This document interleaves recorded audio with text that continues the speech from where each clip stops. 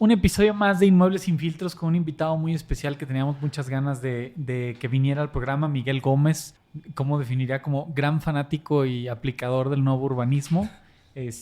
Bienvenido, Miguel, muchas gracias por asistir. Este es el primer episodio, déjame te digo, que preparamos o que le invertimos la cantidad de tiempo que le hemos invertido a tu episodio para prepararlo. O sea, desde la información que nos mandaste y el recorrido que nos hiciste en la aldea Sepúlveda, en Lagos de Moreno, y los libros y toda esta parte, o sea, vemos nosotros que estamos metidos en esto en el día a día, o sea, para mí ha sido como un eye-opener así de realmente de voltear a ver otras cosas que normalmente en el día a día, en el tema inmobiliario, no se ven, ¿no? Correcto. Bienvenido, Miguel. Emocionados de Jaime, tenerte por acá. Muchas gracias. Gracias, pero esperemos compartir cosas útiles e inspiradoras. Y lo primero que hacemos cuando alguien viene al podcast es que nos hables un poquito de ti. O sea, sabemos que eres de León, pero ¿qué estudiaste? ¿Cómo llegaste a esto? ¿Y cómo es que eres tan apasionado de este tema? Muy bien. La historia es muy simpática. Soy aquí de León. Estudié Ingeniería en Sistemas Computacionales en el TEC, aquí en León. Después estudié una maestría en Dirección de Empresa en el IPADE, en la Ciudad de México. Y en aquellos entonces estaba en el área inmobiliaria. Me dedicaba a la comercialización de centros comerciales. Ok. Y vino el 95, fue un colapso. También en esa época teníamos la representación de una marca de franquicias tipo Century 21 que se llama Electronic Realty Associates. Trajimos la franquicia a México, comenzamos en el 93, 94 nos fue muy bien, y en 95 me quedé sin nada. Después tuve que buscar chamba. Un hermano me invitó a trabajar y colaborar en una imprenta, entonces me impresó porque pues, tenía necesidad de trabajo y ahí estuve. Llegó el 2000, 2001, más o menos, y mi padre estaba haciendo un proyecto en el sur de la ciudad. Y fue un proyecto muy interesante porque, según recuerdo la historia, en aquel entonces Luis Ernesto Ayala, alcalde municipal, le pidió a mi papá que no hiciera más de lo mismo. Y entonces se puso a investigar quién hacía algo realmente valioso y dio con Andrés Duany, que ya tendremos oportunidad de comentar más de él. Y entonces invitan a Andrés Duany y Andrés Duany hace este proyecto en un terreno como de 450 hectáreas aproximadamente, donde diseñan 3 barrios y un centro de villa. ¿Dónde estaba ubicado esto? En el sur de la ciudad, ahí por los Ramírez. Que es toda una historia y toda una polémica. Pero en ese entonces hubo una conferencia que da Andrés Duany y yo paso ahí a las oficinas en ese entonces del periódico AM y me dice, papá, oye, ¿no quieres escuchar una conferencia de Andrés Duany? Le digo, órale, va, me gusta. Me dice, es experto en nuevo urbanismo. Entonces yo pensaba que el nuevo urbanismo eran los grandes freeways y los tréboles gigantes. O sea, yo veía los supersónicos. Llego al auditorio, empieza Andrés Duany, un tipo bajito, moreno, muy simpático. ¿Eso fue aquí en León? Eso fue aquí en León, porque él vino a hacer el proyecto. Okay. Y entonces yo estaba en la imprenta, yo no tenía nada que ver con esto. Y comienza la presentación del nuevo urbanismo. Y insisto, yo pensaba en los supersónicos. Y comienza a poner las filminas.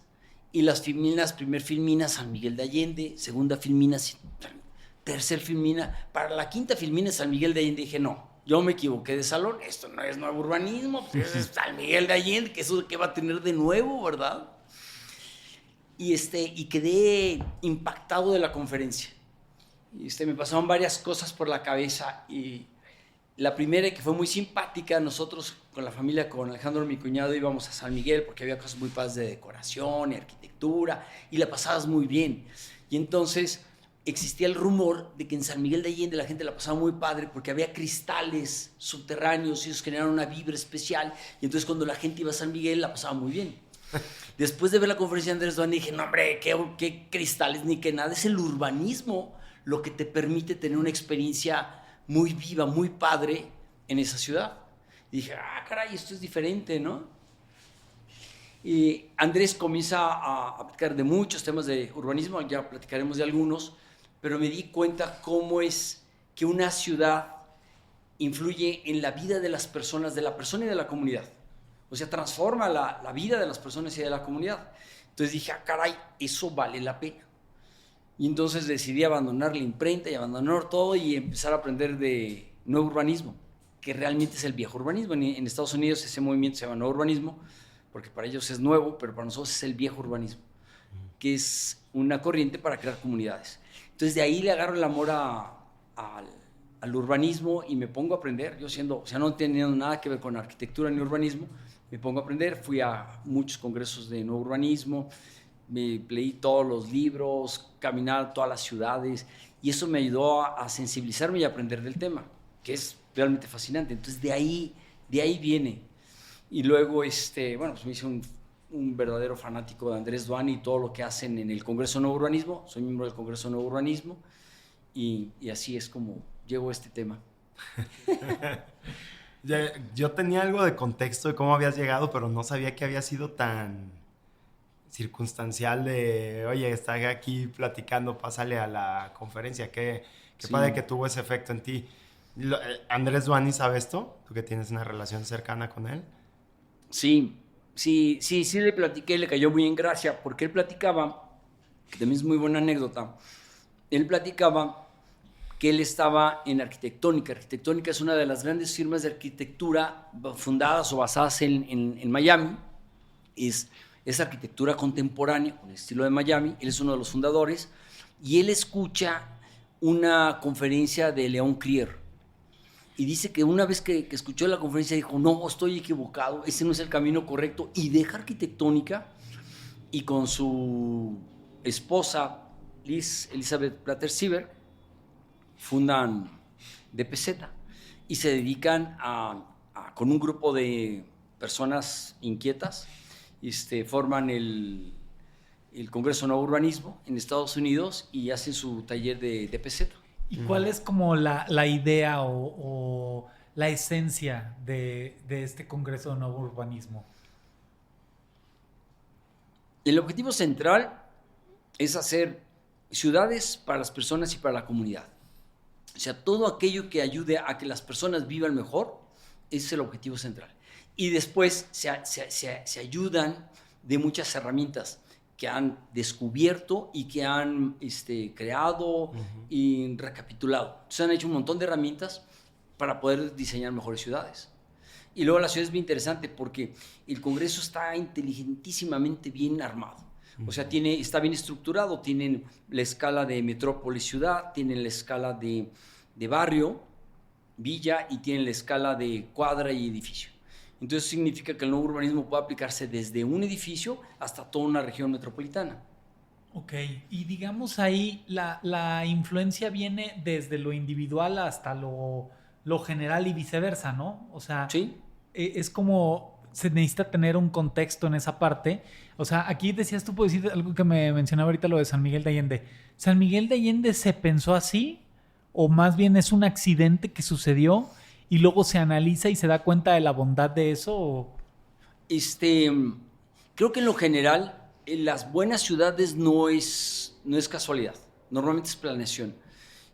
La mayoría de las ciudades en México tienen una estructura donde hay un centro de barrio o de villa o de plaza. Esto viene de las cartas de León, creo que León V, que viene de España. Entonces ellos traen los manuales de cómo fundar las ciudades. O sea, no es casualidad. Por eso la Ciudad de México, León, Morelia, Veracruz, todas las ciudades donde llegaron los españoles están diseñadas así. Cuando llegamos a Hermosillo o Chihuahua, no necesariamente son iguales, porque tienen más la tendencia de la Main Street americana.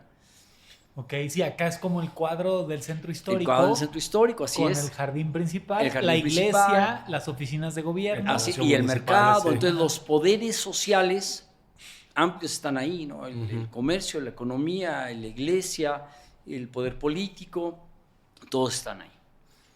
Y a partir de ahí se funda la ciudad. ¿Y por eso se llama centro?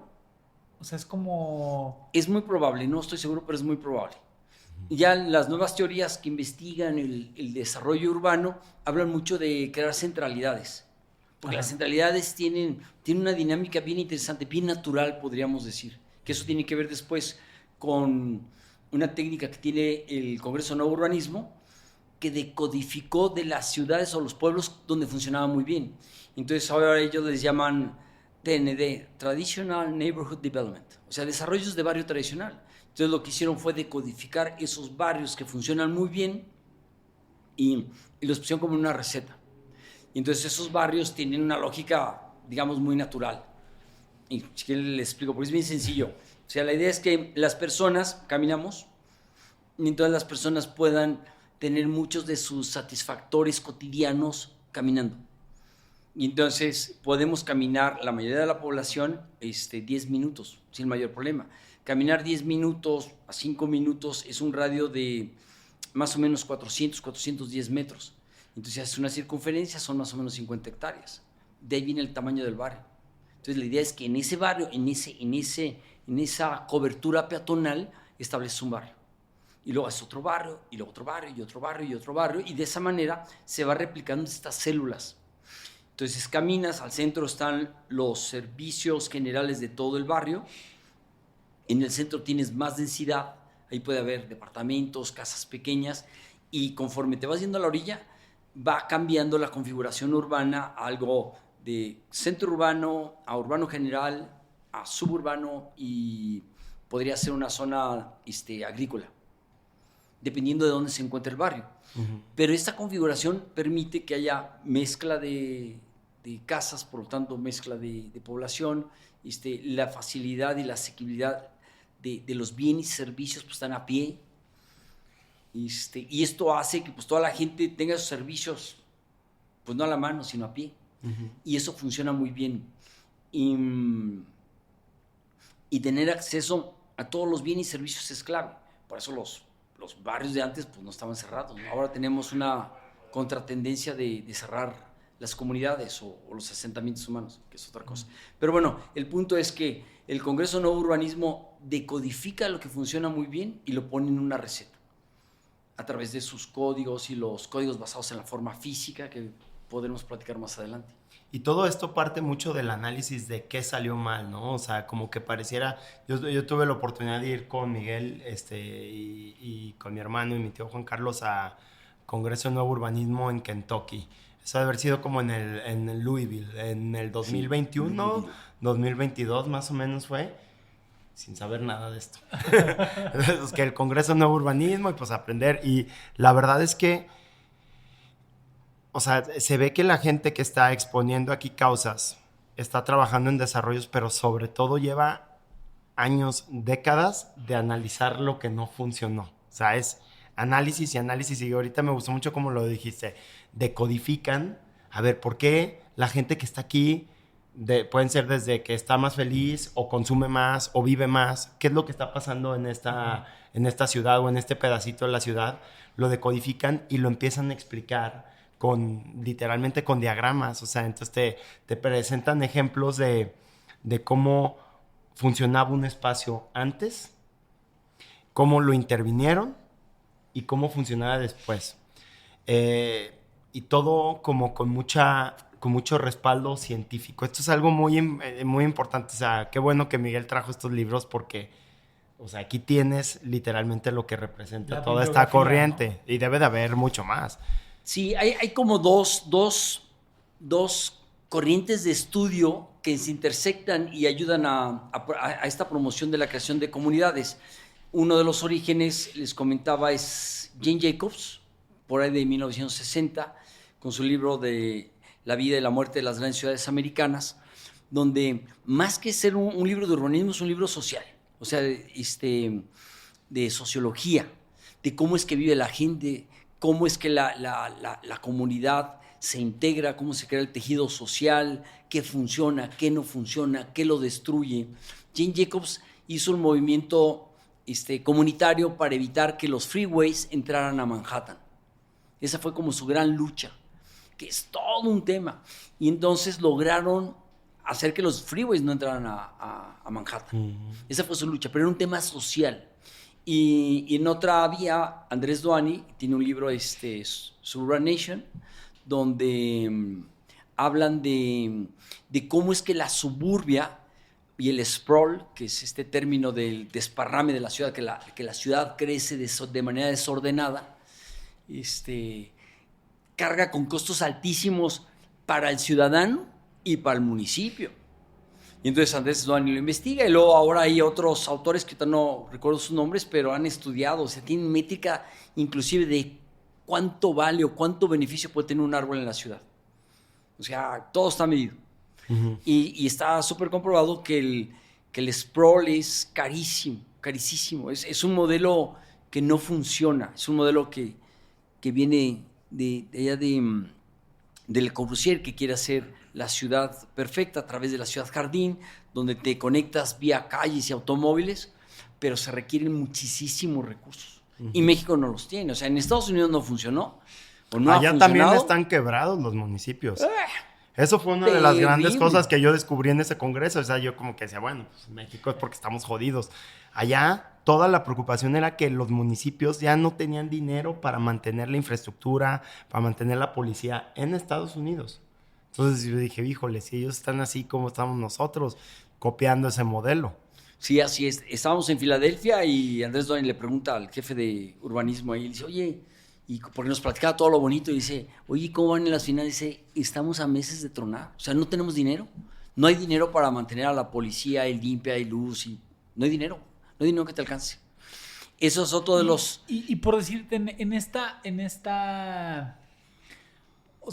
cuestión, el urbanismo tendría que irse adaptando, o sea, porque pienso por decirte como la ciudad de León, ¿no? Yo no soy de aquí, pero digo, entiendo, mi abuelo, mi mamá nació aquí en León y mi abuelo vivía en León Moderno, ¿no? O sea, pero ellos vivían primero en el centro y luego se fueron a León Moderno, y entonces empezaba la periferia de lo que era León Moderno, de lo que era la Andrade, de lo que fue la Arvide, ¿no? Después vino este boom acá hacia el norte de lo que fue Jardines del Moral, Valle del Campestre, Panorama, o sea, en toda esta parte. Pero el nuevo urbanismo, o sea, ¿cómo convive cuando una ciudad como explota en el tema de la gente que llega, ¿no? O sea, una ciudad como León, por decir que ha tenido demasiada inmigración, pues, de crecimiento del 2% anual en población. O sea, un crecimiento así. El nuevo urbanismo tiene o sea, concibe esta posibilidad de que, claro, de qué pasa con un tema de cuando llega, o sea, de soportar, digamos, al ciudadano. Es que eso es lo que vemos todos los días. Las ciudades como León y la gran mayoría de las ciudades empiezan a crecer. Un país como México, donde la curva poblacional está creciendo, todas las ciudades crecen. Hay unas ciudades que crecen más porque hay más expectativas o mejores expectativas de vida, como León. Entonces la gente emigra a León. Entonces la ciudad crece y si no hay una buena planeación y no nos anticipamos a eso, entonces tenemos problemas mayúsculos y se van haciendo cada día más complicados de manera exponencial. Por eso el término de que cuando las ciudades crecen así en sprawl, de manera descontrolada, entonces tenemos ciudades 3D, distantes, desconectadas y dispersas. Supongo que eso invita también a la gentrificación, ¿no? O al fenómeno... Las ciudades es un monstruo muy complejo, muy, muy complejo. O sea, entran 1000 temas, hay 1000 capas una sobre otra, y una afecta a otra y la otra a la otra. Es sistémico. Uh-huh. Es muy sistémico en ese sentido.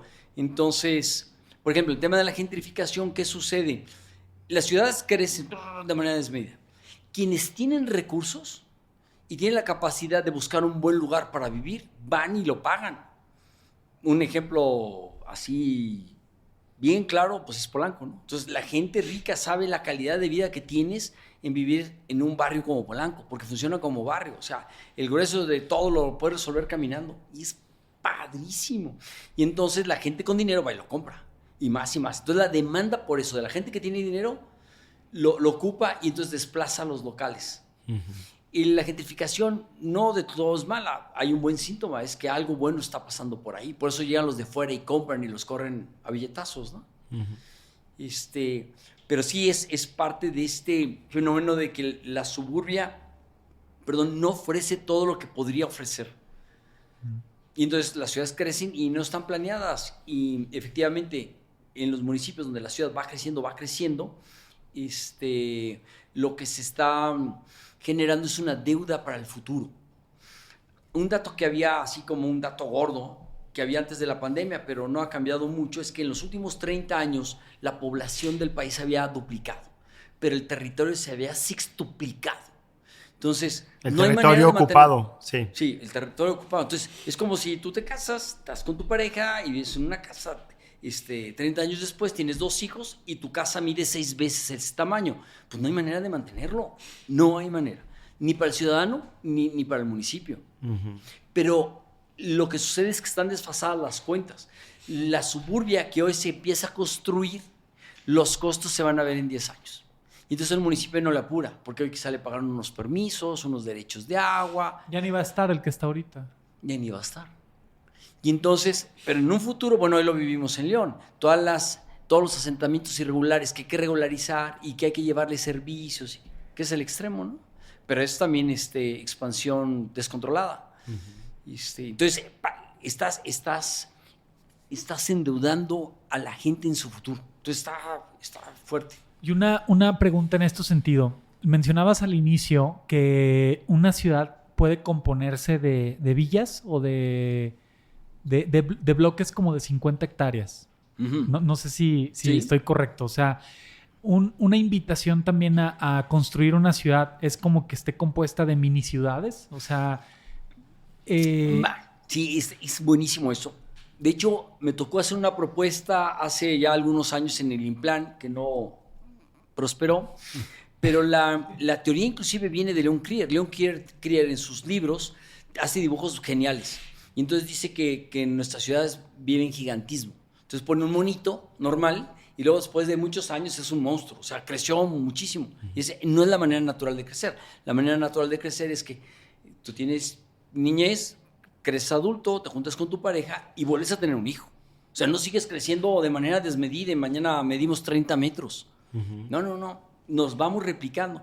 Entonces, la propuesta de Leon Krier es que se hace un barrio de un poblado pequeño y en lugar de que siga creciendo tontas y locas, le generes otro centro y después otro centro. Entonces, comienzas a hacer barrios y luego los barrios los empiezas a agrupar. Hicimos un ejercicio donde había la propuesta de, ya para regenerar las ciudades, de buscar cómo es que en aproximadamente en 10,000 habitantes podríamos tener un barrio y luego si juntábamos 4 barrios podríamos hacer una villa, porque entonces podríamos tener 40, 50,000 habitantes.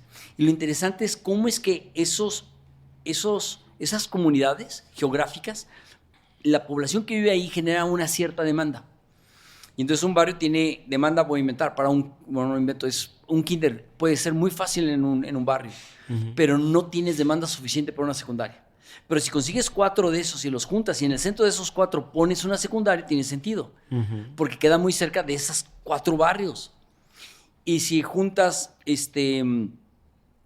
estos 4 barrios con su centro de barrio, puedes hacer una villa. Si juntas 2 villas, ya tienes 100,000 habitantes. Y 100,000 habitantes ya tienes demanda probablemente para una escuela técnica. Y entonces es una manera de reestructurar la ciudad a través de centralidades, de comunidades que son barrios que luego juntas en villas, en pueblo, en ciudad y luego en metrópoli. Pues así funcionaba León, ¿no? Así era León, por eso teníamos los barrios. Antiguamente, inclusive en la Ciudad de México, ¿no? Coyoacán y en León aquí, el barrio de San Juan de Dios. Sí, ahí eran delegaciones, ¿no? Así en cierta manera. Lo que sucede es que si juntas ya varios pueblos o ciudades, los puedes hacer delegaciones. Que algo intentaron hacer aquí en León, pero no sé bajo qué lógica. Aquí la lógica es reubicar centralidades, o sea, geográficamente poner los satisfactores que necesita la comunidad a nivel barrio, o nivel villa, o nivel pueblo, o nivel ciudad, en la ubicación correcta. Un ejemplo contrario. En Guadalajara hicieron el OmniLife fuera de la ciudad. Es un monumento, está padrísimo, ganó premios de arquitectura. Pues nomás ve y regresa. Está fuera de la ciudad, está desconectado. Entonces, sí sirve la función de cancha de fútbol, pero es una complicación ir y venir. Sí, a diferencia de los de Estados Unidos que están súper ubicados. La mayoría de los parques de estadios de béisbol se reubicaron otra vez en el centro de las ciudades porque activan el barrio. Y el día que hay juego es un caos total. Pero hay mucha vida y los restaurantes tienen clientes y, o sea, aquí en León, sugirieron llevarse el Estado de León al Barradones. ¿Ubican al Barradones? Allá por Comanquilla. Ey. Nomás imagínense. Sí. O sea, deshaces la ciudad y aquí se queda un hoyo que llénalo. ¿Y con qué lo llenas? Entonces, es parte del urbanismo tiene que ver cómo acomodas las piezas, dónde ubicas cada equipamiento. Ahí sí me estaban enseñando un proyecto que estaba haciendo Sordo Madaleno de un estadio. Concursaron para un estadio en España. No me acuerdo qué era, pero no ganaron ellos el concurso, pero me enseñaron el proyecto donde era crear un estadio, obviamente con toda la tecnología que merece, pero lo principal era cómo iban a integrar ese estadio en la convivencia diaria del ciudadano de la zona. Sí, para que no se usen nada más los días del partido. O sea, cosas como la feria, por ejemplo. O sea, parte del proyecto arquitectónico tenía que concebir el tema de que se le diera un uso diario. No que solamente fueran los domingos al juego, sino que diariamente fuera un lugar que pudiera disfrutar la población. Esa era la idea del proyecto. Es bien interesante. Yo creo que es una propuesta que ha probado ser muy útil para la comunidad y económicamente. Y están los estadios como una ancla urbana, pero también pueden estar las escuelas. Ahorita lo que hacemos con las universidades, las mandamos lejos de la ciudad, ¿no? Que en Estados Unidos tengo un cliente que acabamos de vender su casa y se compró una casa en Kentucky y él decidió la casa que iba a comprar por el distrito escolar de sus hijos. O sea, esa fue... Sí, por eso aquí no hay tanta preferencia hoy, al Sí, menos ¿no? en las escuelas privadas de dónde vives, porque pues te transportas en coche. Así es. Mientras puedes. Sí, este segmento socioeconómico sí podemos resolverlo con el coche, pero el grueso de la población no. Así es. Y en esta utopía, o sea, porque, o sea, como el tema del urbanismo, como bien lo decía Gerardo antes de empezar, o sea, es muy utópico en papel, por así decirlo. ¿Alguna de las ciudades que tú has estudiado o conoces que tú pudieras decir, a ver, este es un ejemplo de un buen urbanismo de pensado? O sea, no sé si en México exista algo que pudiera llegar a ser como alcanzable. Sí, por supuesto. Hay ejemplos en gran escala y en pequeña. Y París es la ciudad, ¿verdad? Quienes hemos tenido oportunidad de ir a París es la ciudad. Y todos estos conceptos que maneja el nuevo urbanismo están ahí. Y París se rehace en época de Napoleón III en los 1850, si no me equivoco. O sea, no fue reciente. O sea, desde aquel entonces se les ocurrió eso. El ensanche en Barcelona de Cerdà, también de 1800, no sé qué año. O sea, hace... Casi 200 años. Casi 200 años. La regeneración de la zona antigua de Barcelona, que se llama Arroba 22, que era la zona industrial, la reestructuraron completamente para albergar 5 clústeres de innovación. Comunicaciones, medicina, turismo y demás. Pues bien interesante, porque todo lo mezclan con esta idea de que todo tiene que estar interconectado. Entonces las escuelas, los departamentos, los laboratorios, todo está interconectado y fue una manera de renovarlo. Otro buen ejemplo. Monterrey, Distrito Tech, ¿lo considerarías? Bueno, Distrito Tech, por supuesto. Distrito Tech, es que todas son historias padrísimas. Ahorita voy a Distrito Tech. Hay otro ejemplo que es buenísimo, que es Curitiba, en Brasil. Y Curitiba, pues, nace de la inquietud de un tipo, de Lerner, que es un tipo muy brillante y que se imagina ciudad que funcione de una manera diferente. Y entonces hace una columna vertebral con un sistema BRT como el que tenemos pero eso aquí. Eso ya es un tema como un desarrollo, ¿no? Inmobiliario. No, en Curitiba era una ciudad y la renovaron. ¿Sí? Y muy interesante porque Curitiba ha hecho muchas cosas con muy poquito dinero. Ahora, hay zonas que se han renovado en México como el Distrito Tech, que la historia es buenísima. El Distrito Tech comienza porque, si no me equivoco, ¿qué año fue? No recuerdo el año, pero matan a 2 estudiantes. Yo viví allá 2010, 2009, por ahí. 2010. Entonces matan a 2 estudiantes, se junta el consejo y no saben qué hacer, no saben si poner policías, militares, subir bardas, electrificar o qué. Y por fortuna cayeron como un buen asesor que creo que fue Sasaki, una compañía americana, y les dijo, no, lo que necesitamos es que el TEC de Monterrey se integre con su entorno.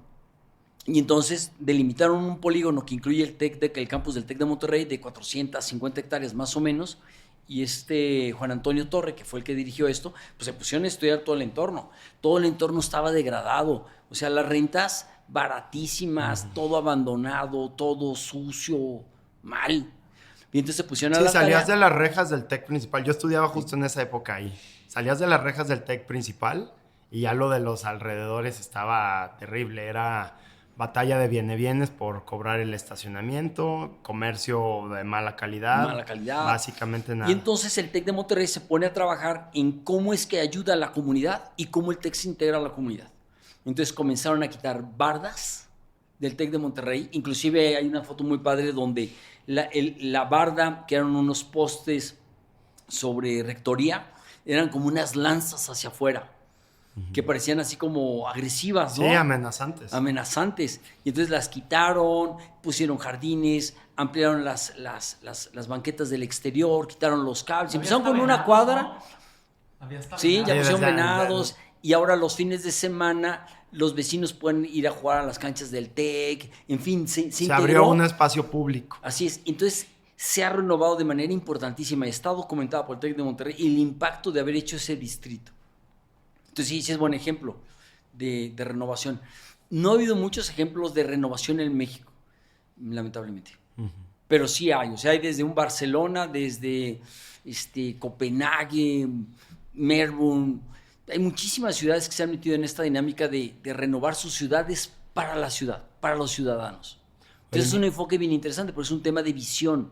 No es lo técnico. Finalmente, pues vas y tomas las herramientas que te sirvan. Pero es un tema de visión. ¿Qué quiero de mi ciudad?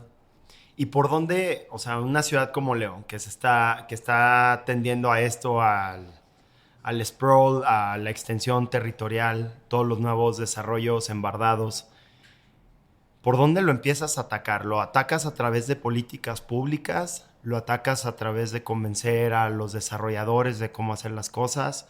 ¿Es a ambos? ¿Empiezas renovando barrios antiguos y enseñando lo increíble que puede ser eso? O sea, ¿cuál sería la estrategia ideal para atacarlo en León? Desde un punto de vista que tú veas como decir, oye, tengo una varita mágica y me encantaría que yo fuera el orquestador de...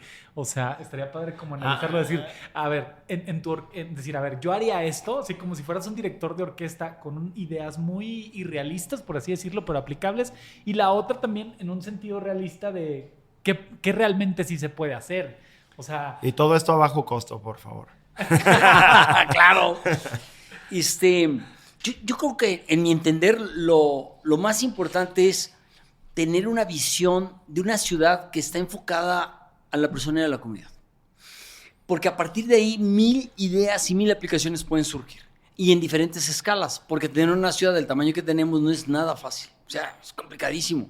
Pero aún así, pues están los ciudadanos de León que queremos a nuestra ciudad y se pueden hacer muchas cosas. Entonces, número uno, esta visión de una ciudad progresista, innovadora, generadora de trabajo. Yo pienso que es importantísimo eso.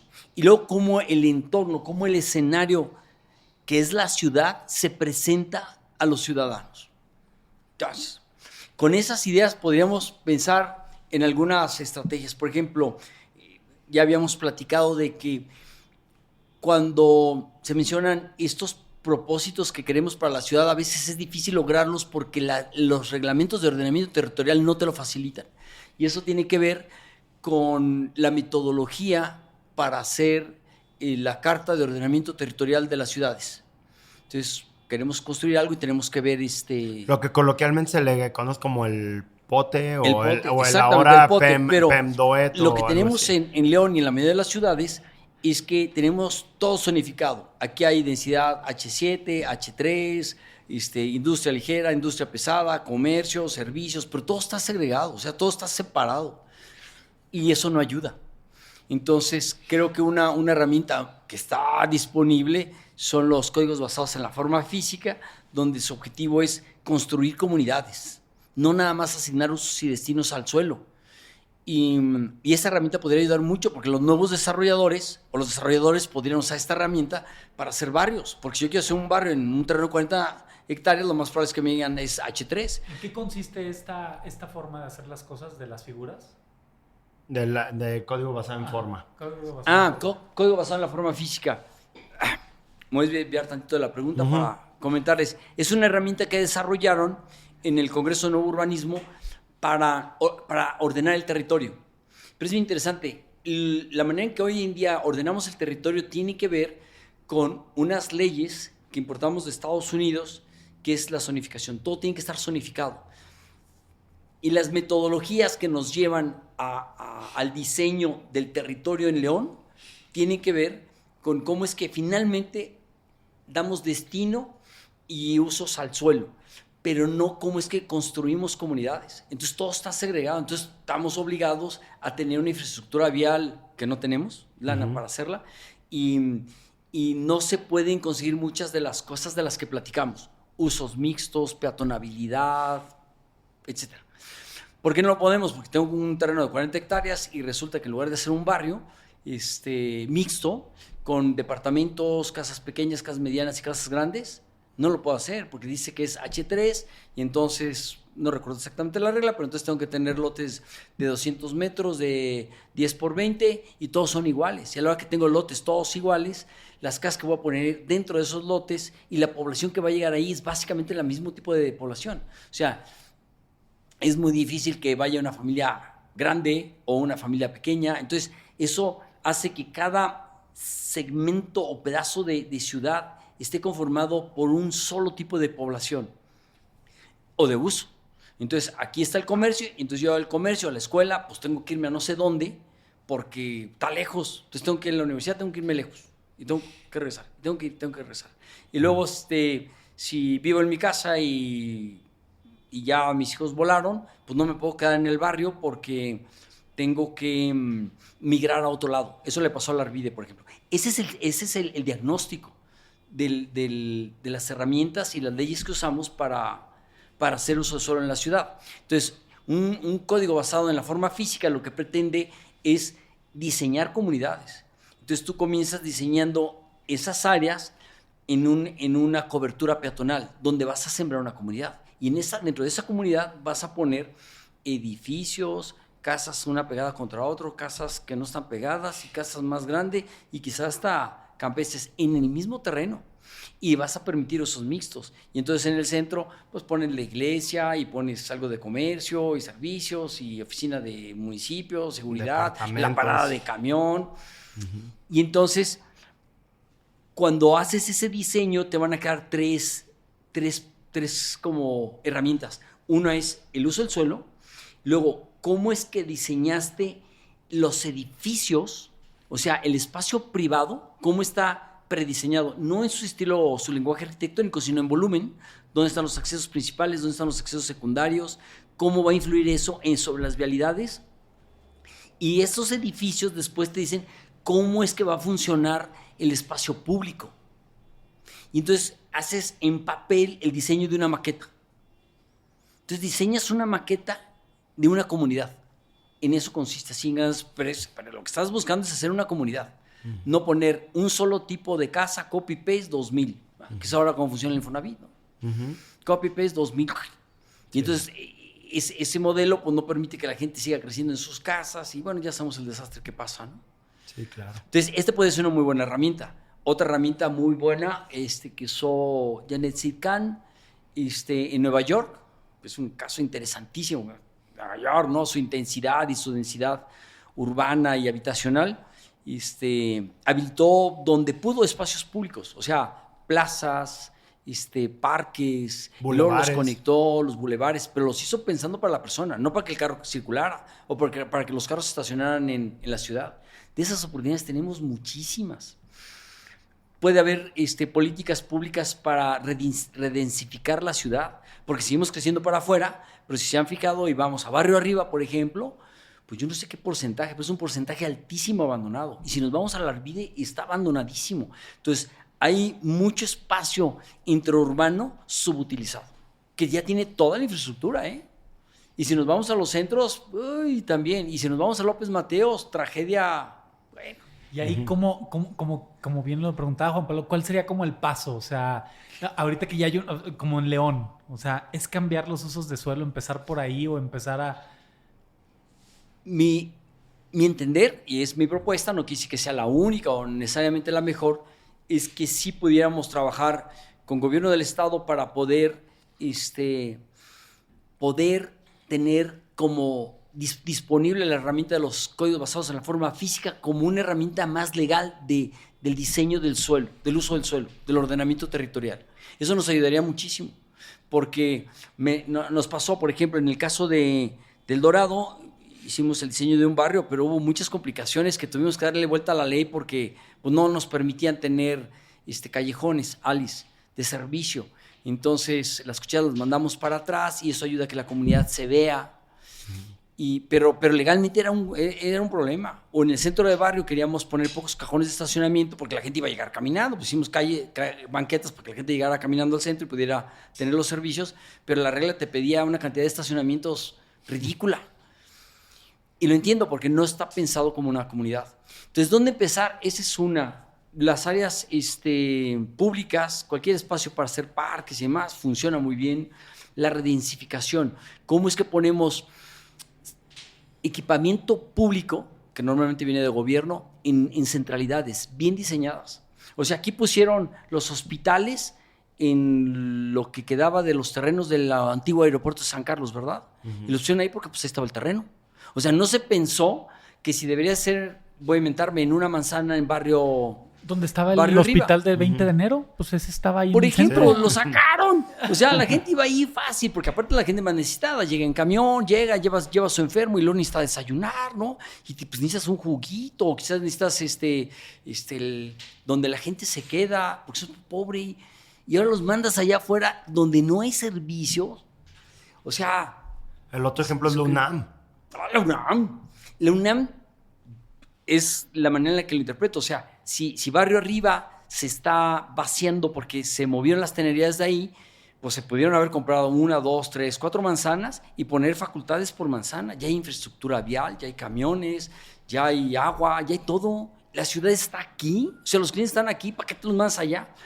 Es bien interesante cuando se observan estas intervenciones y pensamos en el comercio. El mercado es muy severo. ¿Funciona porque el mercado te lo acepta o no? Entonces, si ustedes tienen su inmobiliaria, pues no te vas a ir para poner al lado del UNAM, ¿verdad? ¿No? Ahí pondrías tú. Pues no, allá no están los clientes están aquí. Entonces, ¿por qué pone el municipio la infraestructura afuera? No tiene sentido comercial.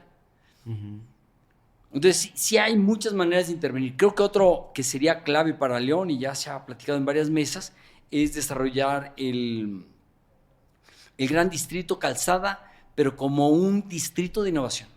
Algo similar a lo que está haciendo Querétaro con el distrito CRO, que es un distrito de innovación, son más o menos igual, más o menos 450 hectáreas, que es un polígono donde ves cuál es su vocación y cómo lo activas. Porque en León no veo que haya promoción económica. O sea, en Querétaro hay muchísimos parques industriales. Dicen que ahí está Puerto Interpreso y Silao, O sea, en León no hay parques industriales. O sea, ¿dónde va a llegar la industria que va a dar trabajo a la mano de obra aquí en León? Tenemos 800,000 pobres. O sea, hay algo que hacer y no veo en el horizonte que esté haciendo nada. Que también ahí le faltó en cierta manera, o sea, como bien lo mencionabas ahorita, los parques industriales importantes de la zona y el aeropuerto están en Silao. Y la ciudad no estaba preparada, o sea... Toda la gente que, bueno, nos dieron el dato de que van 50,000 personas a Puerto Interior de León diario. Imagínate. 50,000 personas. Por eso está colapsado Boulevard Aeropuerto. Entonces, toda la gente que pudo haber llegado a vivir a Silao, por ejemplo, ¿no? Que Silao hubiera estado preparado para recibir a todas estas, o sea, es mi lugar de trabajo, yo voy, chambeo allá, pero prefiero manejar 40 minutos. Mucha gente también se fue a Guanajuato, pero nadie se quedaba en Silao. Ni siquiera los empleados, o sea, los que vivían en Silao, pues ya vivían ahí y más bien trabajaban en Puerto Interior. Pero todos los que llegaban a vivir ahí o que tenían trabajo ahí, no dejaron de vivir en León ni decidieron no León porque la ciudad no estaba preparada como para eso. Sí, hay un tema que también es importante en el caso de Puerto Interior. Puerto Interior es un parque industrial para industria de gran formato, como un Pirelli, por ejemplo. Pues esa es muy difícil meterlo en la ciudad. O sea, no conviene. Porque entendemos que hay industria de gran formato, pero también hay industria de formato mediano y formato pequeño. En ese sentido, creo, y en alguna ocasión también ya se hizo una propuesta de cómo es que sonificando, no, es que no la palabra correcta no es sonificando, en sectores diferentes de la ciudad poder tener parques industriales, yo les llamaba de villa. Por ejemplo, en los polígonos, les llamaban polígonos de pobreza o les llamaban polígonos de consolidación urbana, en esos debería de haber parques industriales y poner fábricas de zapato y demás y facilitarlo, porque la gente vive ahí. Entonces la gente tiene que moverse de San Juan de Abajo hasta las fábricas, están cercenados por una carretera que nunca les dieron acceso, no tienen agua. Entonces, ¿cómo es que la ciudad diseña espacios para tener trabajo? Otra vez la zonificación, pues bueno, las fábricas deben de estar en otro lado. Y la gente va y viene, y tarda 2 horas del día en ir y 2 horas de regreso, o 1 hora y media, 1 hora y... Eso hace que el ciudadano la pase muy mal, pero no parece estar en el radar esa preocupación. O sea, ¿tú no notas que se esté actuando sobre esto? Pues no veo dónde. No veo, No veo. Por supuesto que no. O sea, las intervenciones que alcanzo a observar en los polígonos de pobreza, pues es básicamente poner una calle o poner pavimento. Allá casi no hay carros, por cierto. Entonces nos preocupamos poner calles, pero no hay agua, no hay servicio. O sea, es bien complejo, bien difícil. En el nuevo PEMDOED cambiaron el uso de suelo, bueno, de la zona de San Juan de Abajo, entiendo, ¿no? Y va a haber un cambio hacia más allá de la vía del tren. Sí creo que está pasando eso, no conozco a ciencia cierta, porque la ciudad se está expandiendo. O sea, otra vez al sur, con esta historia de la primavera, no se permitían vivienda, o no se permite todavía vivienda al sur de la vía del tren. Y puede estar bien si queremos contener una ciudad, pero ¿qué hacemos con la necesidad y la demanda de la gente que está ahí? Entonces no se permitió la primavera, y es correcto, o sea, está bien, legalmente es lo correcto, pero hay 50 o 60 asentamientos irregulares. O sea, la población finalmente sí se quedó allí. O sea, legalmente no, pero de hecho sí. Entonces algo no está funcionando. Entonces sí falta mucha intervención. Y algo que comentábamos y me gusta mucho es que cuando se hacen las cosas bien, sí hay utilidad. Hay utilidad social, hay utilidad política, hay utilidad económica. O sea, si se hace una buena renovación en Barrio Arriba, por ejemplo, pues las propiedades van a valer más y la gente va a estar más contenta. Y, o sea, sí es un ganar-ganar. O sea, un modelo urbano pensado en la persona y en la comunidad es rentable. Ese es un punto muy importante porque a veces estos conceptos que vienen desde una perspectiva, llamémosla idealista, muchas veces están relacionados con el costo, con va a ser muy costoso, no va a ser rentable. O pierdo metros, o sea, sí, voy a perder más porque tengo que dejar más áreas públicas, pero la realidad, y esto también está estudiado por este congreso y hay mucha información al respecto, es que son desarrollos que, al contrario, son mucho más rentables. O sea, si lo quieres ver desde la perspectiva capitalista, también, o sea, no solo estás dejando un desarrollo más humano y funcional para la sociedad, de menor impacto en costo para los municipios, con mayor calidad de servicios y demás, sino que también es más rentable. ¿Tú tienes algún ejemplo de eso, tío? Mira, yo de bote pronto se me ocurre lo siguiente, y me voy de los altos a algo más popular. Por ejemplo, Arboleda en Monterrey. Hey. Es un exitazazo. Sí. Y es concepto de nuevo urbanismo. Ahí intervino Robert Gibbs. Robert Gibbs. ¿Y cuánto debe de medir Arboleda? Híjole, no tengo el dato. O sea, pero no es grande. No, yo creo que debe ser unas 5 hectáreas. 5 hectáreas. 5 a 8 hectáreas, sí. Es un exitazo. Sí. Y el dueño, muy anichado, o sea, ¿sí? Extremadamente anichado. O sea, también, o no lo sientes así. Sí, porque obviamente todos los desarrolladores pues quieren su máxima utilidad y es válido, ¿no? Entonces se fueron al segmento alto, pero lo hicieron integrado. Y eso hizo que tuviera mucho más valor y que se vendieran mucho más rápido. Porque el dueño del terreno puede haber dicho una cuadra para edificios para acá, otra para otro tipo de edificios, el comercio lo pongo en otra manzana y no, lo que hizo fue integrarlo todo. Sí, identificó. O sea, es un diseño integral y eso ayudó a que el restaurante tenga más valor y que la tienda de muebles tenga más valor y que el Montessori que está ahí tenga más éxito, porque está padrísimo. Y los edificios se venden, bueno, tú viste en Monterrey, carísimos. Sí, andan 120 el metro y más o menos. Pero es síntoma de que las cosas están bien hechas. Otro buen ejemplo puede ser Distrito Tech. Otro buen ejemplo es San Pedro con toda la intervención urbana que hizo el exalcalde Miguel Ángel Treviño. Transformó la ciudad. Luego dicen, no, pues que es la ciudad más rica del país. Pues sí, pero de todos modos lo hizo. Y entonces el bienestar de la zona es maravilloso. No sé bueno, si esta ciudad Cayalá también, si puedes platicar de sí, este ejemplo. Ciudad Cayalá es otro ejemplo maravilloso, de los mejores que puede haber por ahí, porque Ciudad Cayalá es un sector de Guatemala. O sea, estamos hablando de Guatemala. No México, no Guadalajara, no Guatemala.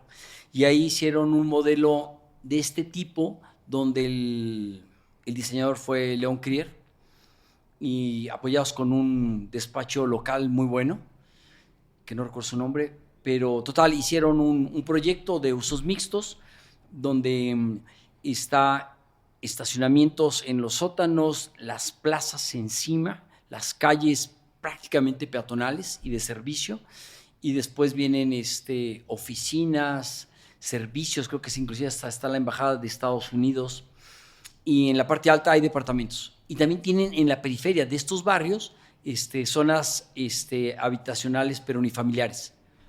Preciosísimo. Y es un éxito increíble. O sea, este tipo se ha hecho riquísimo. Ya estaba rico, pero sí hizo... Y esto fue una iniciativa privada. Totalmente no privada. Tuvo nada. Era una reserva territorial de un Era una reserva ¿no? territorial de una familia cafetalera, donde la historia otra vez es bien bonita porque nos vincula al tema de visión. Nos platicaba Jaime Leal, que es el dueño de esto, es parte de la familia y es quien se anima a hacer este desarrollo.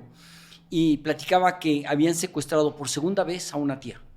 Pues una familia acaudalada, la secuestra y entonces junta a la familia y dice, ¿qué vamos a hacer? Porque ya hacían desarrollos inmobiliarios. Dice, ¿qué vamos a hacer? Vamos a seguir haciendo más de lo mismo y ahora las bardas perimetrales les vamos a subir 3 metros más y le ponemos más voltaje a las mallas o qué hacemos. Y otra vez, por fortuna, dieron con la asesoría de León Crier y pensaron en hacer una comunidad abierta para todo el mundo. Y se animó a hacerla. Pero es esta visión de decir, estamos haciendo las cosas de manera equivocada. Y entonces se atreve y hace algo diferente, hace el modelo de Cayalá y está maravilloso. Vas caminando y dices, oye, qué bonito. Ay, pero estamos en Guatemala. Como que no me la creo. Oye, pero qué limpio está. Oye, pero estamos en Guatemala. Impecable. Oye, qué orden. Estamos en Guatemala. Me siento seguro. Estamos en Guatemala. Y Guatemala pues tiene unas problemáticas muy similares a lo que tenemos en México, una economía igual o menos buena. Y se pudo hacer. Entonces, funciona la gente de todo tipo. Yo he estado ahí en un par de ocasiones. Ves gente de todo tipo de estrato social caminando y disfrutando del espacio público. Probablemente no se suban a los departamentos, que seguramente no son baratos, pero hay toda una dinámica económica importantísima. Algo que sería muy interesante es poder cuantificar el beneficio económico y social que da Cayalá a Guatemala. Es que ahí es donde viene esta parte que bien lo mencionaba Juan Pablo de hay una visión muy cortoplacista en este sentido. O sea, lo que tú mencionas en el tema del urbanismo o del nuevo urbanismo, como que trato de identificar como que hay mucha unión o mucha comunicación, por así decirlo, o representación de una cultura, o sea, de una ideología, de una forma de hacer las cosas. O sea, porque desde el punto de vista público y desde el punto de vista privado, en el público pues obviamente no hay orden y es hazte el bulevar para allá y de todos modos yo me voy en 3 años, no hay una continuidad, este güey trae este plan, pero yo no voy a hacer eso porque es mejor esto. O sea, no hay una idea de ciudad central donde sepas a dónde vamos, ¿no? Y privado, pues el desarrollador llega y dice, a ver, o sea, sí se va a ver bonito, pero eso no se va a vender. ¿Cómo vas a hacer algo sin de mis bardas para adentro? ¿Cómo vas a hacer algo sin bardas, güey? ¿No? O sea, no se va a vender y, o sea, el tema de las bardas es bien interesante. Es súper interesante. Y ahorita que lo comentas, muchos temas se juntan. Y voy a tratar de comentarles algunos para armar como un mosaico. Uno, una pregunta de arranque es tema cultural. Yo he estado aquí en oficinas de gobierno y me han dicho, no, eso no se puede, no es Estados Unidos, ni le busques. Pero eso le pasaba a Yangel que es otro de los que está por ahí, que es uno de los mejores interventores en espacio público en el mundo. Jan Gehl ha rediseñado un montón de ciudades, incluyendo la renovación del Centro Histórico de la Ciudad de México, obra de Jan Gehl. En Copenhague la gente le decía, no manches, plazas, pues no somos italianos. O sea, no nos vengas con eso. Eso decía Copenhague. Hoy Copenhague tiene en porcentaje la mayor cantidad de ciclistas, con un clima terrible. Sí. Y funcionan, y sus plazas funcionan.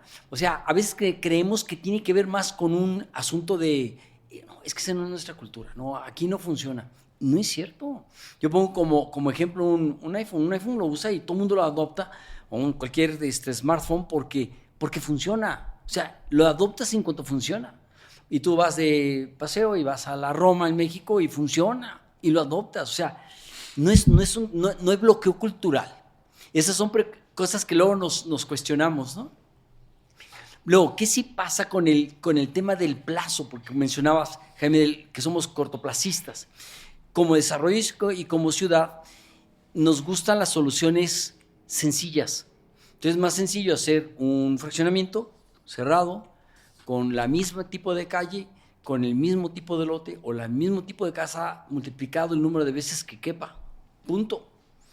Porque es una ecuación que funciona en el negocio y para el municipio. Y luego me dicen que es cerrado y yo el municipio digo, bueno, pues ellos se encargan de sus gastos, pues qué padre, y me olvido.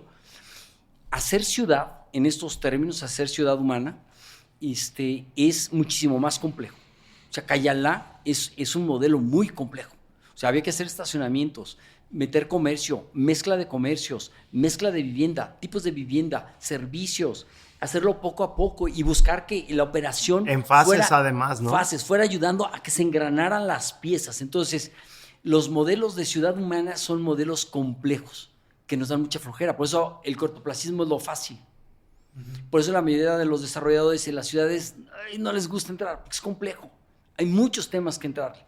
Cuando se renovó el Centro Histórico de la Ciudad de México, pues hizo la autoridad del Centro Histórico de la Ciudad de México, porque había muchos temas. O sea, no nada más había que poner orden con los ambulantes, sino orden en las fachadas, horarios, limpieza, seguridad, iluminación, y eso tenía que ver con temas privados y públicos. Después una entidad que tuviera que ver con todos esos temas que suceden al mismo tiempo.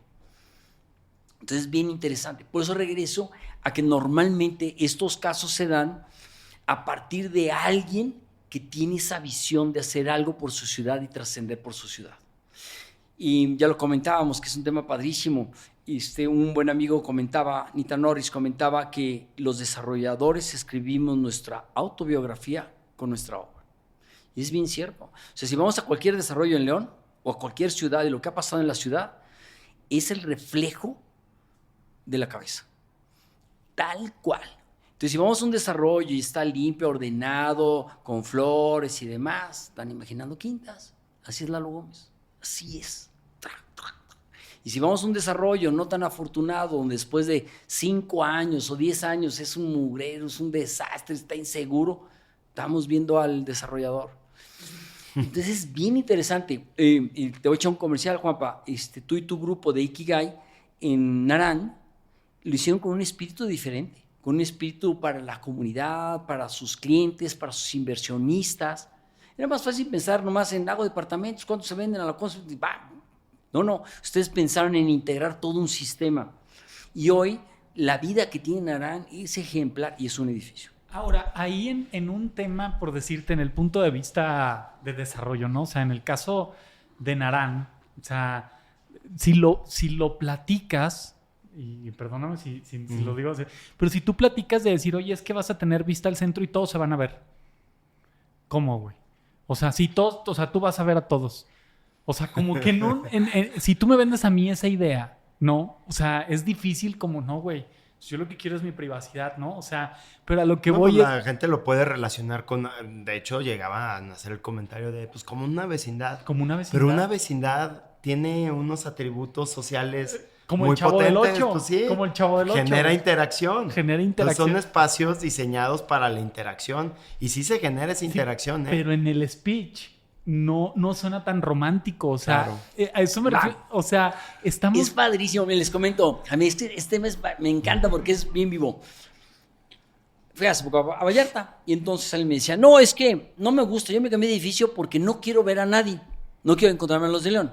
Pero es curioso que todos los de León van a Vallarta. Sí. Y van a Vallarta porque mis hijos conviven con los hijos de mis amigos y porque yo veo a mis cuates y porque yo veo, aunque aun cuando nos veamos en traje de baño, ya no nos vemos formales, pero nos encontramos ahí. Por eso la gente de León va ahí. Entonces, de verbo, o sea, de speech o de dientes para afuera, decimos que queremos mucha privacidad, pero finalmente el lugar que más apreciamos es donde vemos gente.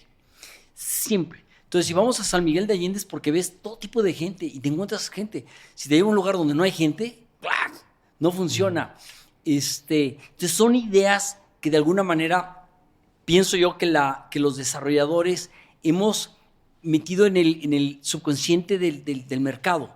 O sea, la exclusividad, la seguridad, obviamente la exclusividad porque estoy en un clúster. La seguridad porque hay unas bardotas y hay unos tipos mal encarados que no me dejan entrar a todo el mundo. Y creemos que eso es la neta del planeta, que tengo mucha privacidad y que yo vivo solo. Pero la realidad, cuando vemos el mercado, que ese es el que encuera todo, el metro cuadrado más caro de Guanajuato es en San Miguel de Allende, donde la clave es ir a ver gente. Vamos a Polanco y es lo mismo. Y vamos a Cayalá y es lo mismo. O sea, donde vayamos y donde se encuentre la gente es donde mayor valor hay. Y mencionando, por ejemplo, otros dos proyectos que creo que están haciendo muy buen trabajo aquí en León. Memo Reyes con Guiar, que busca que su comunidad, y él opera y hace eventos deportivos y la comunidad se ve feliz. No es casualidad. Demostrando que no tiene que ser en un lugar caro, de alto valor. Claro. O sea, y creo que también Chuy Aguilera está haciendo cosas buenas porque quiere hacer algo diferente, quiere hacer algo para la gente. Pero ¿qué creen? Les va de poca madre en sus negocios y qué bueno, bien ganado. Pero parte de la receta, en mi entender, tiene que ver con eso. Y entonces, sí decimos que en nuestra cultura no queremos ver nada porque es una vecindad. Pero una vez que la gente ya se sentó ahí y los ves, y ves cómo interactúan y cómo funcionan, dices, wow, aquí hay algo especial. Y si sucede, ahora, hay siempre por ahí un Robinson Crusoe que quiere vivir en la sierra, solo y aislado, pues sí, también hay Robinson Crusoe, pero esos no hacen el mercado. Esos no son no lo definen. Suficientes, no lo definen porque no son suficiente masa crítica para definirlo. Entonces, es bien interesante porque esto cambia paradigmas. Tú has platicado, me ha tocado estar en algunas conferencias tuyas y platicas de las bardas como aduanas, ¿no? O sea, y se me hace una analogía muy interesante y un paradigma que creo que tenemos que romper, empezando por nosotros mismos. O sea, los tres vivimos adentro de bardas. O sea, ¿por qué nos empezamos a embardar? ¿Por qué empezamos a generar estas macrocuadras? Porque si yo analizo un poquito los tiempos, según yo, fue antes de que aumentara la percepción de inseguridad. Sí, lo que entiendo es que a través del tiempo se vendió primero y se vendía con mucho éxito, o se vendía con mejor éxito las comunidades cerradas porque eran exclusivas y seguras, aun cuando no había tanta inseguridad. Aquí en León empezó que Jardines del Campestre, Cumbres, Club... Jardines del Campestre, balcones. El Club Campestre, balcones. O sea, hace 30 años, 35 años empezó esta... Y no había inseguridad. ¿Y por no qué? La inseguridad que hay hoy, ¿verdad?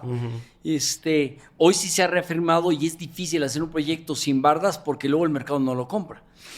Ahí hay algo, es bien interesante porque me parece que cuando alguien deja de hacer su chamba, nos endosa el costo. Hace 2 días salió en el periódico lo que nos costaba aquí en Guanajuato la inseguridad. O sea, yo en mi fraccionamiento tengo que pagar barda y el guardia y subir la barda y...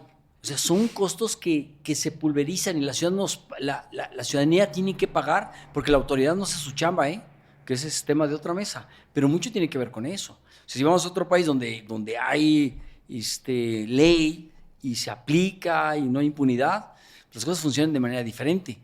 Pero aquí, como no pasa eso, pues todos nos tenemos que andar cuidando. Esa es una de las raíces. Otra arista de este tema es que decimos que cada vez que edificamos algo, transmitimos valores.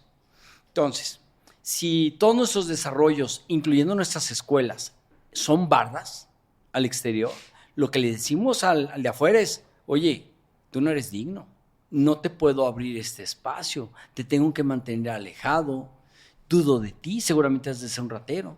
Y lo platicábamos de un poquito como de cotorreo, ¿no? Que vamos a Estados Unidos, tenemos la oportunidad de ir a Estados Unidos y el Vista te revisa y te dice, y vienes de México y pues déjame checarte que no traigas droga y déjame checo que no seas un malandro, porque Trump dice eso, ¿no? Y nos cae en el hígado. Pero eso le hacemos a toda nuestra gente que trabaja en nuestros desarrollos. La gente que trabaja en mi fraccionamiento o en el molino o en cualquiera, ves las filas a las 8 de la mañana. La gente haciendo fila para entrar en una aduana en tu propia ciudad. Y a ver, párese, ¿y usted quién es? Identifíquese, a ver, abra la identificación, abre la mochila. Y cuando sales también, al ver la cajuela, porque presumo que eres ladrón. Ese es el mensaje que le damos todos los días a nuestros conciudadanos. Y luego nos impresionamos de que nos mientan la madre o que grafitean la ciudad. Hombre, los tratamos, pero nadie en la autoridad se da cuenta de eso. Nadie.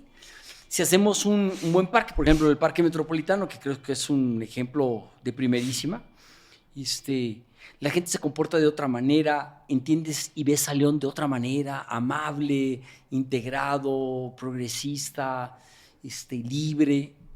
Pero si todos son bardas, es terrible.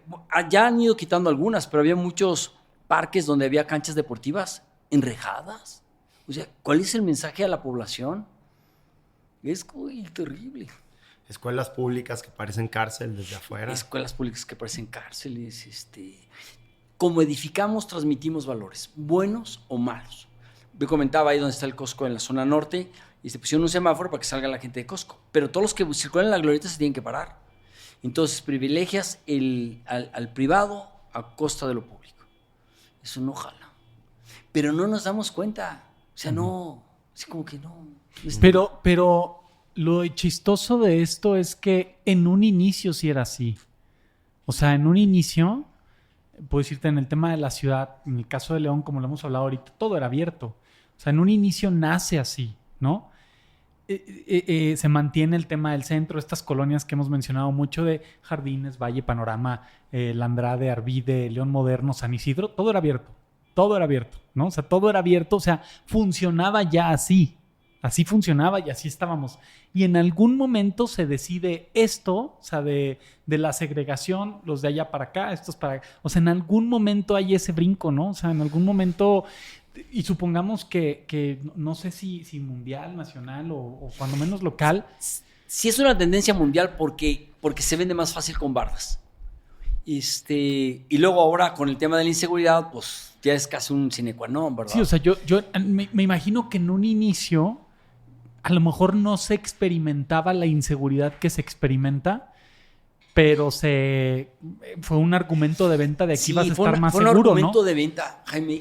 Y luego pues ya lo hemos ido adoptando, ya lo tenemos enquistado y yo creo que va a ser difícil erradicarlo, principalmente porque las autoridades que se encargan del tema de seguridad no hacen su chamba.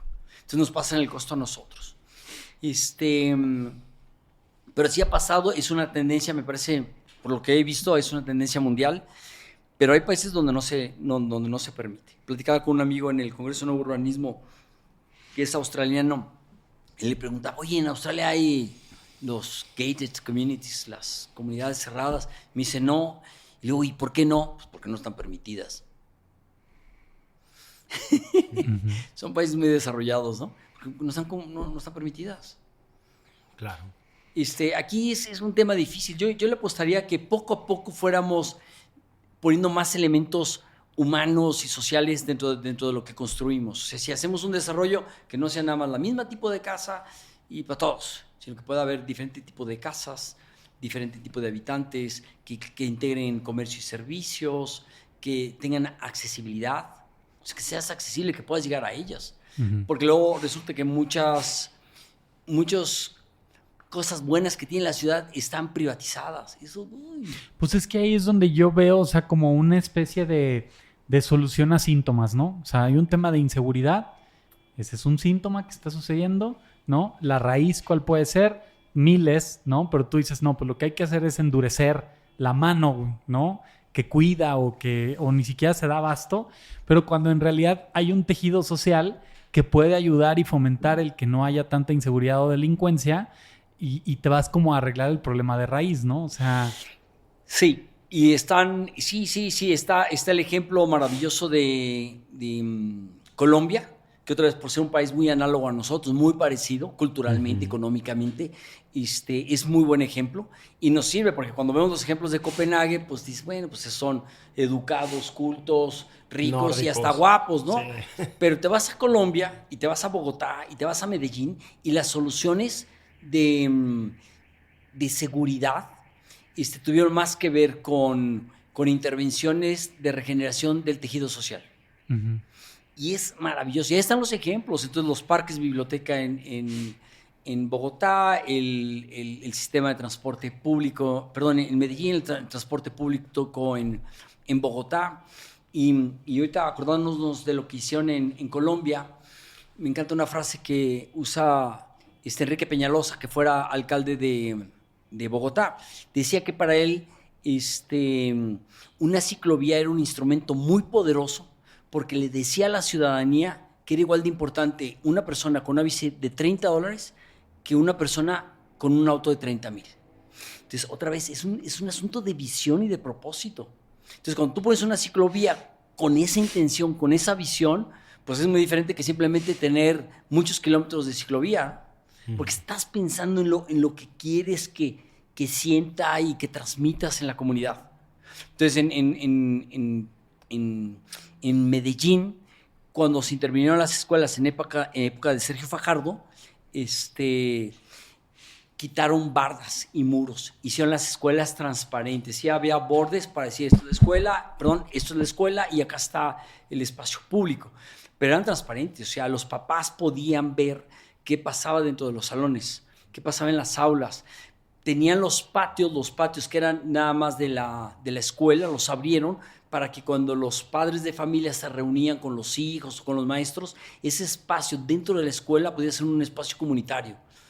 Hay muchísimos ejemplos de equidad social a través de intervenciones urbanas en Bogotá y en Medellín. Este tipo de soluciones se me imagina como decir, oye, ¿quieres bajar la delincuencia? Hay que quitar las bardas, ¿no? Y hay que integrarlos y todo este tema. Es como legalizar las drogas, ¿no? O sea, es como esta parte de... En diferentes países ha habido esta discusión de, oye, legalizo las drogas, no las legalizo. Y se han dado cuenta que cuando se legalizan hay un pico de incremento de consumo y luego hay una estabilización y se regula, ¿no? O sea, que supongo que una solución, como en este bien caso, dices, oye, no, pues hay que quitar las bardas. ¿Cómo, güey? Si las queremos subir, así, o sea, si el punto es mantenerlos más alejados, ¿no? Si los queremos subir, y al contrario, o sea, este es un tema que en la solución, igual, a lo que tenemos en nuestra cabeza, la solución es no legalices, al contrario, ¿no? Pon más duro la mano o cosas así.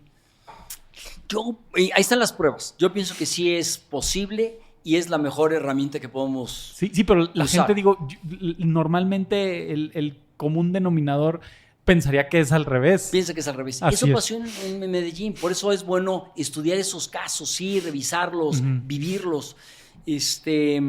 Hay una chilena, Macarena Raúl, que era la representante del CEPTED, Crime Prevention Through Environmental Design. Buenísimo. Y esta mujer tiene toda una metodología que fue desarrollada en Canadá para que el diseño urbano ayude al tema de seguridad. Y llegó a estar aquí en León, pero obviamente pues ya nos olvidamos de ella, ¿no? Pero sí hay herramientas para hacerlo. Lo que es muy difícil es porque va a venir esta oleada que viene en contra. ¿Vieron el video de Bogotá? ¿Les pasé? ¿Qué tal? Vieron un video que se llamaba Cities on Speed, Bogotá, es muy viejo, es un programa danés, y ahí sale la historia de cómo se transforma, los primeros pasos para transformar Bogotá. Y entonces están Tanas Mocos, después viene Enrique Peñalosa, y Enrique Peñalosa cambia el sistema de transporte público, replicando Curitiba, que es muy similar al que tenemos en León. Y la gente le incendiaba la ciudad. Y el presidente de Colombia le decía, oye, ya, deja eso. O sea, cada vez que haces un movimiento de este tipo, por supuesto que viene una contrarreacción. Pero él decía, y lo vio en el video, si la gente no quiere que trabaje para que viva mejor, yo me voy. Pero si la gente quiere que viva mejor, yo voy a trabajar por ellos. Y necesitamos un transporte público así, y los espacios públicos y demás. Y él se aguantó y la gente le incendiaba. Si recuerdan en el video, se ve cómo incendiaban los camiones en la ciudad y la gente aventaba botellas y era un relajo. siempre hay una contracorriente. Pero una vez que está implantado, la ciudad se transforma. Medellín hoy en día es la ciudad con mayor turismo en Colombia. Medellín hace algunos años, antes de Peñalosa, de Sergio Fajardo, era la ciudad más violenta del mundo, con Pablo Escobar. La ciudad más violenta del mundo. Y hoy es la ciudad más visitada en Colombia. Hoy sus clústeres de innovación resuenan en el mundo. La medicina, las flores, en fin, tiene un montón de... O sea, se han reconvertido. Y eso puede ser. Y es buen negocio. O sea, a donde vamos no nada más es una teoría idealista, sino es negocio, es rentable. Sí, ese sería para mí el mensaje más importante porque siento que, como dices, son temas complejos a los que no mucha gente le quiere entrar y en esa complejidad tal vez lo relacionan con un sobrecosto o con un modelo menos rentable, pero está demostrado que es más rentable no solo al ejecutarlo, sino también en el valor que dejas a futuro, específicamente aterrizándolo este tema en plusvalía. Los desarrollos que están hechos con estos conceptos han demostrado, está el caso de Seaside, creo que es el desarrollo residencial más exitoso de Florida, o por ahí está, ¿no? Y, bueno, sí, es interesante. El caso de Seaside es un caso padrísimo. Es el primer desarrollo que lo hizo Andrés Duañez, lo diseñó hace como 40 años y lo hizo cerca de una ciudad que se llama Panama City, al norte de... ¿Cuánto mide Seaside? También no es tan grande, ¿no? No, pues Seaside es un barrio, mide 35 hectáreas más o menos. Para los que han visto la película de Truman Show está grabado en esa ciudad. Sí, así es. Y está increíble. Era un barrio, fue diseñado como un barrio donde la gente puede caminar y demás. Era un lugar donde las casas eran muy baratas. De hecho, la arquitectura todas las casas llevan techo de lámina, porque es lo barato. O sea, las construían las casas con lo que había en la ferretería. Pues la gente caminaba y entonces la pasaba muy padre. Entonces la gente con más dinero pues llegó a quedarse ahí y luego así cada vez, y hoy es muy caro el lugar porque vives muy bien. Pero el fenómeno de Seaside, que tiene muchos ángulos muy padres de diseño urbano, es que Seaside ayuda a transformar toda esa zona de Panama City, porque después se hace Watercolors. ¿También es de Andrés Doani? Andrés diseñó 4 proyectos: Seaside, Watercolors, Rosemary Beach y Alice Beach, cada uno 10 años después. ¿Y Leon Crier, Poundbury? Leon Crier diseña Poundbury para el Príncipe Carlos, diseña Cayalá, sí. Hizo un diseño hermosísimo para San Miguel de Allende, que no sé por qué razón no progresó, pero maravilloso, y su hermano Rob ha hecho un montón de desarrollos en los Países Bajos y en Alemania, que es el modelo europeo, ¿no? Uh-huh. Pero lo interesante, una de las cosas interesantes y que vale la pena considerar con el tema de Seaside es que toda la zona de Panama City hoy es un hervidero. O sea, la cantidad de desarrollos que hay y cómo se ha desarrollado esa zona, era una zona realmente perdida, abandonada en el norte de la Florida. Hoy es un hervidero gracias a esos proyectos, porque esos proyectos demostraron que se puede hacer de otra manera y son muy rentables. Los proyectos de nuevo urbanismo, me decía Andrés, se cotizan entre un 20 y un 30% más caros el mismo producto que cuando no son de nuevo urbanismo. Entonces, es rentable. Y su costo no es 20% más alto. Para nada. No, eso iba. El tema de la tierra, el uso que, digamos que el coeficiente... El aprovechamiento. El aprovechamiento... Puede ser básicamente el mismo. O sea, no necesariamente es más. Sí puede hacerlo más si logras densificar más, como el caso de Cayalá. Pero sí El Dorado tiene un aprovechamiento del 55%. Sí, aquí en México un aprovechamiento urbano va del 50 al 55%. Sin poner en riesgo esta parte del nuevo urbanismo, integrándolo. No, para nada. Una de las diferencias es que, bueno, pues tienes un centro urbano, le pones servicios al centro, banquetas amplias, con sombra, y luego metes diferentes tipos de casas. No nada más el mismo tipo de casas repetidas por todas. En El Dorado debe de haber, por lo menos unas 12 diferentes tipos de modelos, ¿no? Sí, 12, 15 modelos. Porque van casas ahí ahorita, casas desde $1.5 hasta 3 millones y tantos. Así es. De hecho, yo tengo una casa en venta, tuve una casa en venta en $1.5 million y tenía una en 3.700.000. Y bueno, ahí tienes un valor, un análisis de valor del Dorado. El Dorado empezó vendiéndose en 600, en 492,000 pesos. Bueno, de hecho, 450,000 pesos el modelo Carmina. Al día de hoy, esa casa en el Dorado 1 te debe de costar más o menos 1,350,000 pesos. Y encuéntrala. Esa son prácticamente cheques al portador esas. Sí. O sea, su valor está casi triplicado en un periodo de más bien 12 está años. Triplicado en 12 años. Sí. Entonces, pues bueno, es un ejemplo de cómo sí se traduce en plusvalía tener estos conceptos aplicados en un desarrollo. Y es real, tú date una vuelta a ese fraccionamiento por la tarde, específicamente el Dorado 1, que tiene estos conceptos de los ALIs, los centros de barrio. Hay una interacción peatonal muy interesante. La gente no está usando su coche. Y Juanpa, ahorita que mencionas lo peatonal, hay una organización que se está reavivando, que se llama CEOs for Cities, y estudian las ciudades con el objetivo de hacerlas prósperas, en términos generales.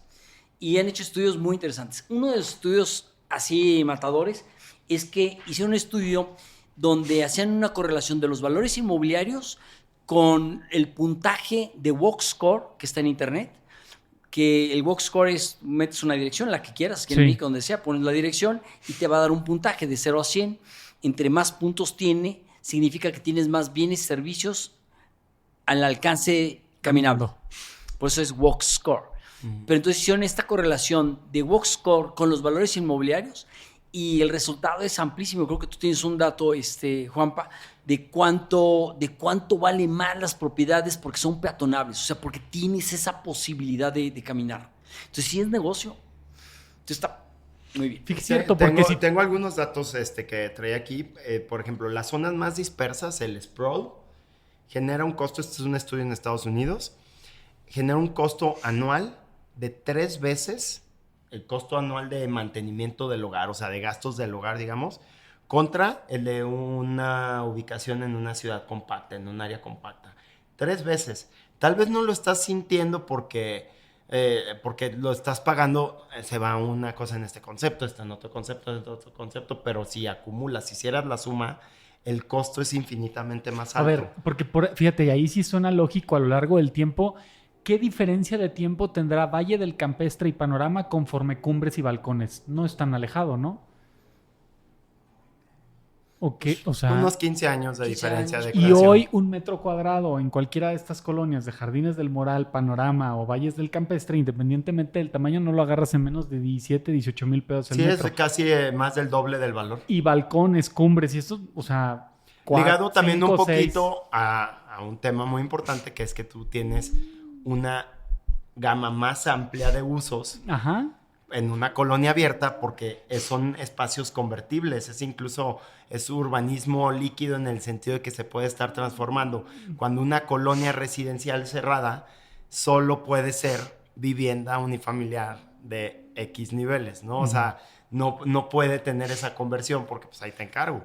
No, y lugares como Cumbres que tú no puedes salir a caminar ni puedes salir a... O sea, no está hecho para eso. Está hecho para que tú vivas dentro de una gran barda, luego tú te hagas una bardota de hay unos 1000 metros que están hasta abajo pegados al libramiento. Abandonados. Nunca he visto una persona ahí. Sí, está bien interesante, ¿verdad? Las comunidades evolucionan y las necesidades van evolucionando. No estás casado y pues, tus necesidades son unas, te casas y son otras, tienes hijos y son otras. Y si el mismo barrio te permite mantenerte ahí, moverte de casa en casa, es un exitazo. Porque entonces tienes ese profundísimo arraigo. Algo que no sucedió, por ejemplo, en la Arvide, porque es clarísimo. Ahí vivían los ricos de esa época en lotes de 5,000, 10,000 metros, o sea, de a cuadra. Crecen los hijos tienen que volar y pues ¿cómo van a obtener una casa de 5,000 metros de terreno? Pues no, tuvieron que migrar. Entonces migran y los papás se hacen viejos, se abandona la zona y se hace insegura. Entonces se abandona, se hace insegura. No, y aparte de todo, también municipio no ha actualizado los usos de suelo para levantar esa zona. E irónicamente, o sea, lo más impresionante de todo, por decirte, aquí hay una colonia que se llama Lomas del Campestre, que hay una parte abierta y una parte cerrada. La parte abierta que ingresas por donde está Costco, o sea, donde está Soriana y Costco, que está ahí una garrafa en medio, esa es una parte abierta donde hay terrenos ahí de 400, 800 metros, que de hecho tiene uso de suelo H4, o sea, tiene zonificación H4. Y llegas y hay unas superlonas ahí que dice, aquí no se prohíbe comercio, ni se prohíben edificios. Aquí se prohíbe. Aquí se prohíbe comercio y edificios y todo. O sea, dices, güey, esta herradurita de aquí pudiera ser un boom de hacer un tipo arboleda. O sea, Claro. Porque tienes ahí... Ya está hecho, tiene una cañada, tiene parques, Sí, tiene un tiene centro todo. de Y investigación, decir, oye, tiene escuelas. hasta para la gente que vive, hasta la señora que puso ahí en el chat de que sí hay que poner la lona. A ver, vende tu casa, güey. O sea, vende tu casa ahorita. Claro. Oye, van a hacer un avalúo, cuesta 10, 12 millones la casa. ¿Quién te la va a comprar? Porque si es para vivir, pues mejor se va a ir a Bosques del Refugio o se va a ir a otra colonia allá alrededor, por lo mismo que estamos diciendo, pero siento que la misma gente está ahí arraigada en su lugar, en su tema. El NIMBYism. Ajá. Platícale qué es Donde el dices, NIMBYism. oye, No, tú lo platicas mejor, Juanpa. por seguridad va a haber más gente aquí, te va a traer plusvalía, te va a traer servicios, Y te va a tienes traer servicios a la todo. mano. O sea, sí. Hay un concepto que es el NIMBYism, que es el not in my backyard. Entonces, así como de, sí, que venga el progreso y que hagan más parques y todo. Ah, pero no me los hagas aquí al lado. Ve lo que está pasando en La Andrade. En La Andrade están remodelando el Parque El Triangulito después de décadas de abandono. Estaba literalmente en abandono. Un parque muy bonito al que yo le tengo cariño porque ahí jugaba de chiquito.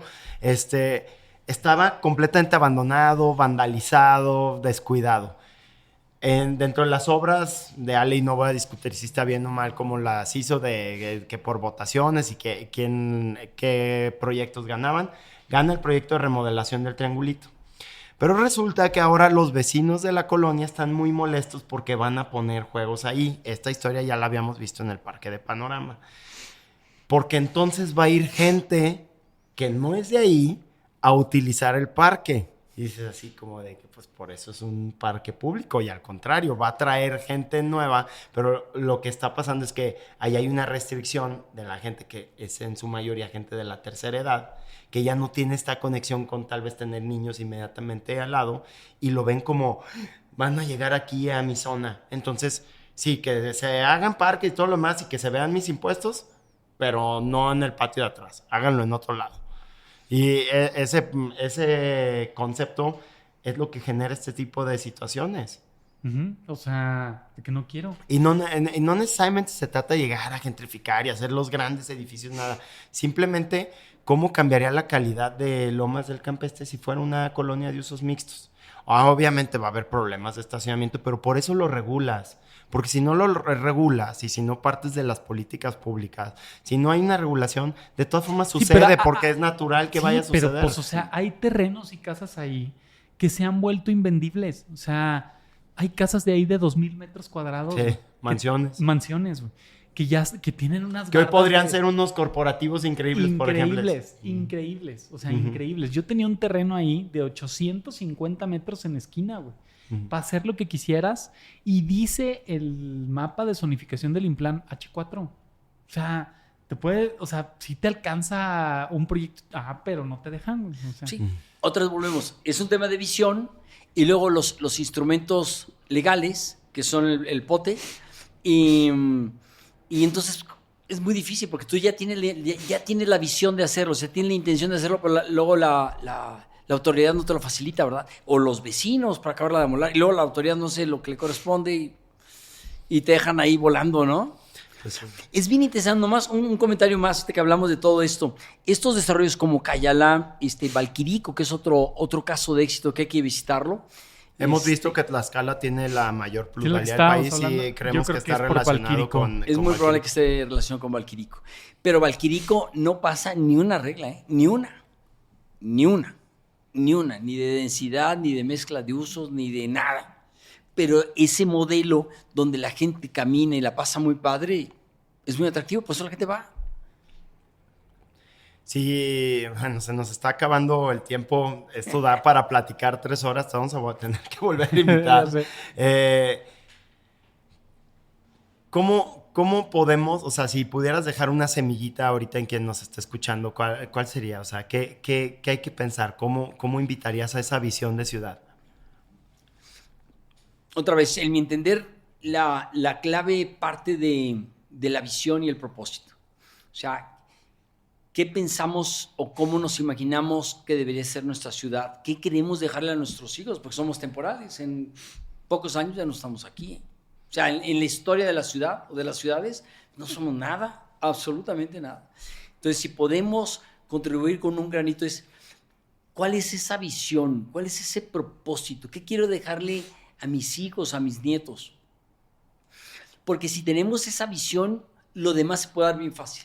Arreglar un parque, reforestar, contribuir en una organización de la sociedad civil, hacer un edificio más humano, renovar una calle. O sea, hay muchas áreas de intervención donde podemos mejorar la ciudad y en consecuencia a quien vive hoy y quien va a vivir en el futuro.